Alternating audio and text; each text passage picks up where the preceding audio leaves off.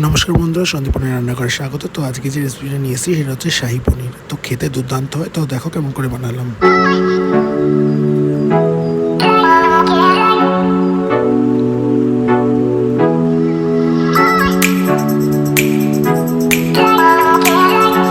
প্রথমে আমি একটি পাত্রে জল নিয়ে তার মধ্যে পেঁয়াজ, আদা, রসুন, টমেটো, একটু টমেটোটা বেশি দিতে হবে, আর কয়েকটা রসুনের কোয়া এবং কিছু কাজু দিয়ে আমি ভালো করে ওটাকে বয়েল করে নিয়েছি।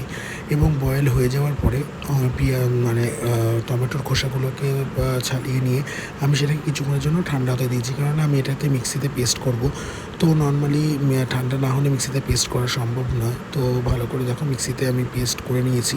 একটা স্মুথ পেস্ট বানাতে লাগবে, একদম কোনো দানা থাকবে না, সেরকম একটা পেস্ট বানাতে লাগবে। এবং পেস্টের মধ্যে আমি একটুখানি দই দিয়ে দিয়েছিলাম যেন খেতে আর একটু টেস্ট হবে গ্রেভিটা।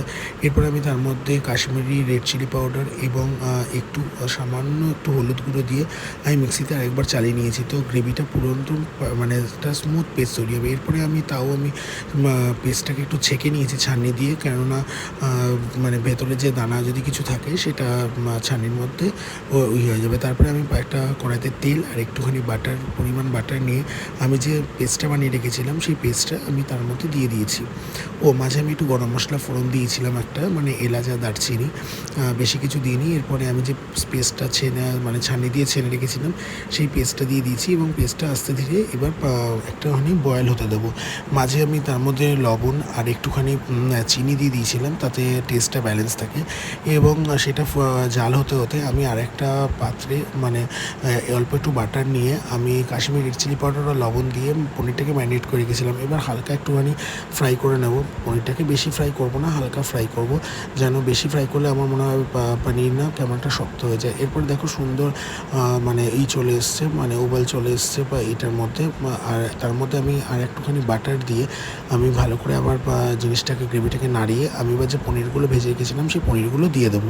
এবার কিছুক্ষণের জন্য আমি এটাকে ভালো করে হতে দেবো, ফুটতে দেবো, যাতে পনিরের মধ্যে সুন্দরভাবে গ্রেভির যে একটা সুন্দর মশলাটা সেটা ভালো করে পনিরের মধ্যে অ্যাবজর্ব করে নেয়। এরপরে আমি একটুখানি কাসুরি মেথি দিয়ে দিচ্ছি। কাসুরি মেথি দিলে শাহী পনিরের একটা আলাদাই রকম স্মেল আসে, বেশ সুন্দর হয় খেতে।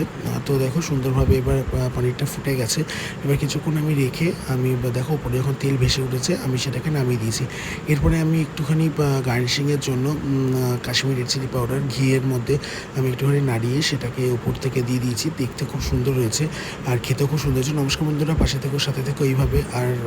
আর ভালো লাগলে লাইক করো, কমেন্ট করো, সাবস্ক্রাইব করো চ্যানেলটাকে। ফেসবুকে থাকলে ফলো করে দিও। আর এইভাবে তোমরা সাথে থেকো। আর তোমরা নতুন রেসিপি দেখার জন্য প্লিজ কমেন্ট করো।